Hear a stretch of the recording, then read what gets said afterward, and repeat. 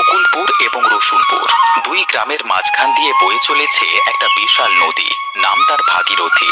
নদীটা বড়ই আজব। কখনো নদীর এক পাশে বৃষ্টি হয়, একই সাথে অন্য পাশে প্রচন্ড খরা। এই আজব ঘটনার রহস্যটা সবার অজানা। এই নিয়ে লোকজন বেশ অতিষ্ঠ।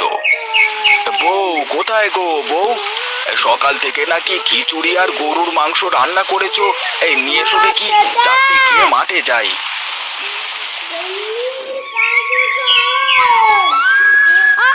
এই যা, গুড়ি গুড়ি বৃষ্টি পড়ছে, আকাশে মেঘ হয়েছে দেখে খিচুড়ি রান্না করলাম, আর আজ এমন খরা শুরু হয়ে গেল। হয়ে গেছে হয়ে গেছে, আমার খাওয়া হয়ে গেছে।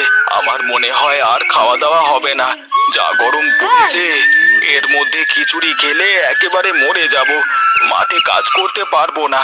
যাব, তুই খাবার নিয়ে ঘরে রেখে দে, আমি পরে খাবো। বলো তো, আবহাওয়ার এমন আমূল পরিবর্তন হলে কি করে চলবে? কখনো রোদ, কখনো বৃষ্টি, কখনো গরম, কখনো শীত, কোনো কিছুরই কোনো ঠিক নেই। কি আর করব, সবই আমাদের পোড়া কপাল। তুমি থাকো গিন্নি, আমি মাঠ থেকে ঘুরে আসি।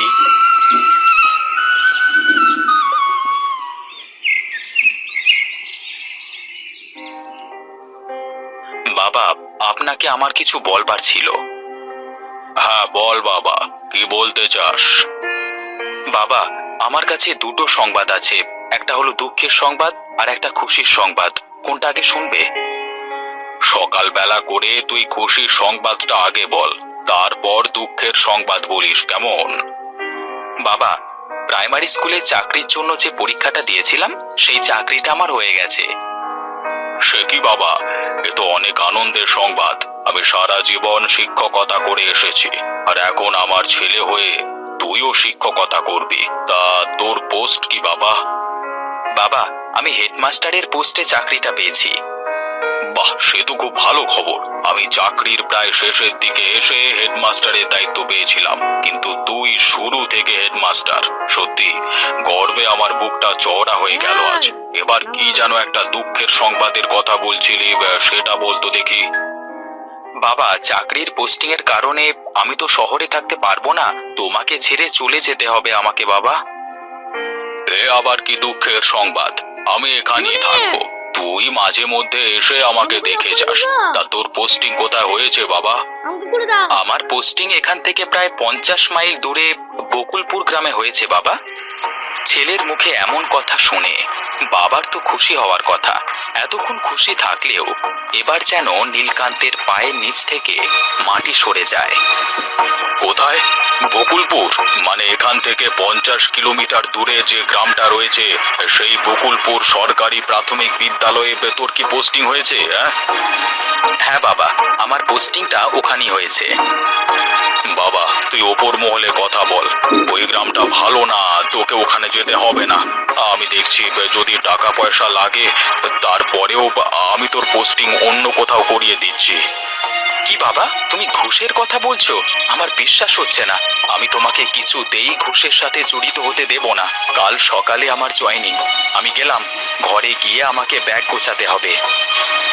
না বাবা, ওখানে যাস না, ওখানে গেলে তোর ক্ষতি হতে পারে। কেন বাবা, তুমি আমাকে অর্ধেক কথা কেন বলছো? কি হয়েছে সবকিছু আমাকে খুলে বলো। বেশ, বস এখানে, বলছি। আমি এতদিন ধরে তোকে যে ব্যাপারটা লুকিয়ে রেখেছিলাম, আমি সেই ভয়ানক অতীত আজ তোকে বলছি। আজ থেকে অনেক বছর আগের ঘটনা। তখন আমি বকুলপুর গ্রামের শিক্ষক হিসেবে নিযুক্ত হই। আমি ছিলাম ইংরেজি শিক্ষক। কিছুদিন যেতে না যেতেই আমার ইংরেজি পড়ানোর নাম ডাক সারা গ্রামে ছড়িয়ে পড়ে। তখন বকুলপুর গ্রামের জমিদার ছিলেন নগেন্দ্র নারায়ণ রায়, তার বোনের নাম ছিল মিতালি। ভাইয়া, তোমার সাথে আমার কিছু কথা ছিল। হ্যাঁ, কি বলবি বল।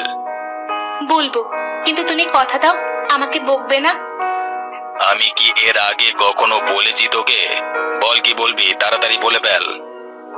ভাইয়া, আমি না এবারও ইংরেজিতে ফেল করেছি। তোকে নিয়ে যে আমি কি করি, এলাকার লোকজন যদি জানতে পারে এই গ্রামের জমিদার হয়ে তুই ইংরেজিতে ফেল করিস, তাহলে তো মান সম্মান সব ধুলোয় মিশে যাবে রে বোন। আমি কি করব? বাঙালি হয়ে জন্মে যদি ইংরেজি পড়া লাগে তাহলে ফেল তো করবই। এদিকে আয়, কানটা একটু মলে দিয়ে আয় না। তুমি তো বলেছিলে আমাকে কিছু বলবে না। আচ্ছা বাদ দে, তোদের স্কুলে যে নতুন ইংরেজি টিচার এসেছে ওর নাম কি রে? কোন স্যার? ওই নতুন হ্যান্ডসাম আর কিউট দেখতে নীলকান্ত স্যারের কথা বলছো ভাইয়া? জি, স্যারকে নিয়ে কি কেউ অন্য কথা বলে? আচ্ছা চল তো, আমি তোর সাথে স্কুলে যাব একবার, চল। ঠিক আছে চলো।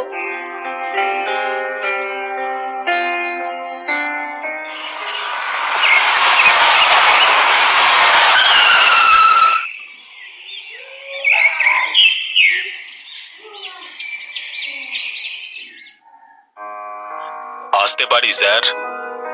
হ্যাঁ হ্যাঁ, আসুন আসুন। আপনাকে তো ঠিক চিনতে পারলাম না। আমি এই এলাকার জমিদার নগেন্দ্র নারায়ণ রায়। সবাই আমাকে রায় বাবু নামেই জানে।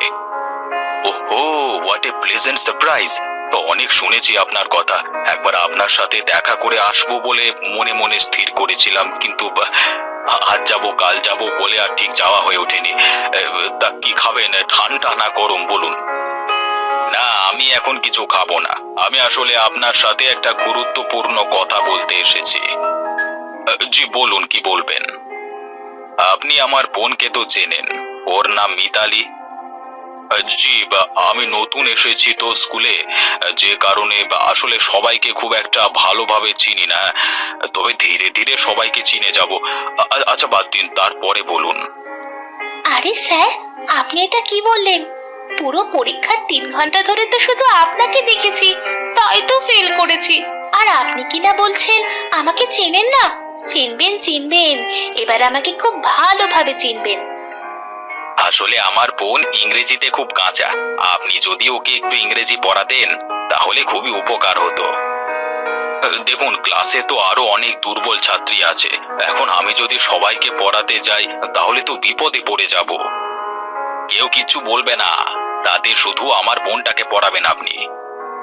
আচ্ছা ঠিক আছে, কাল থেকে স্কুল ছুটির পরে 1 ঘন্টা পরে আমি ইংরেজিটা দেখিয়ে দেব, কেমন?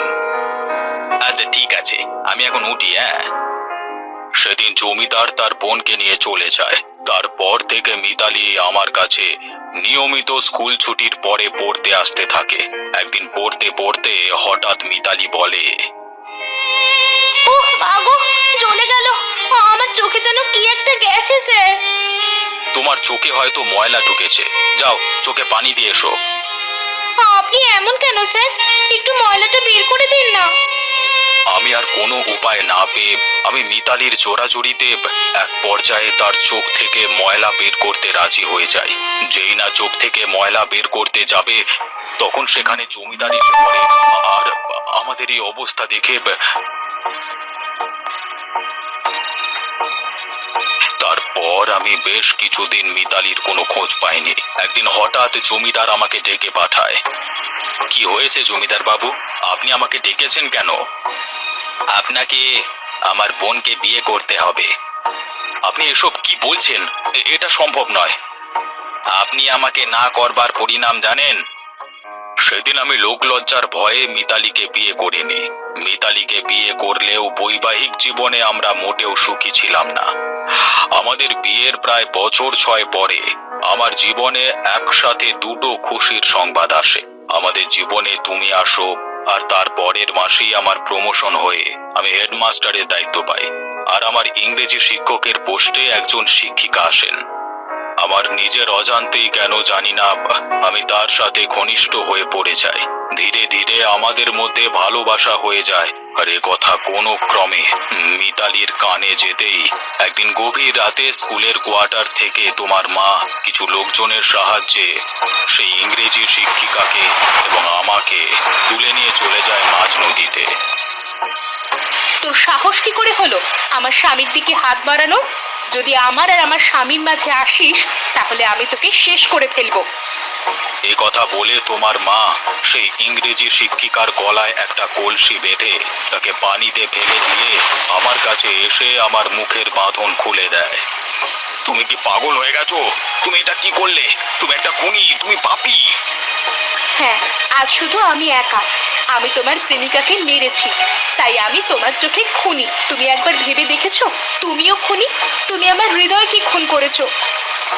এসব তোমার জন্য হয়েছে। তুমি তো আমাকে জোর করে নিজের করে নিয়েছো। হ্যাঁ, আমি অনেক বড় পাপ করেছি, আর আজ আমি সেই পাপের প্রায়শ্চিত্ত করব। তারপর তারপর কি হয়েছিল বাবা? তারপর তোমার মা একইভাবে গলায় একটা মাটির কলসি বেঁধে পানিতে ঝাঁপ দেয়। সেদিন আমিও মরতে চেয়েছিলাম, কিন্তু তোমার কথা চিন্তা করে সেদিন আমি মরতে পারিনি।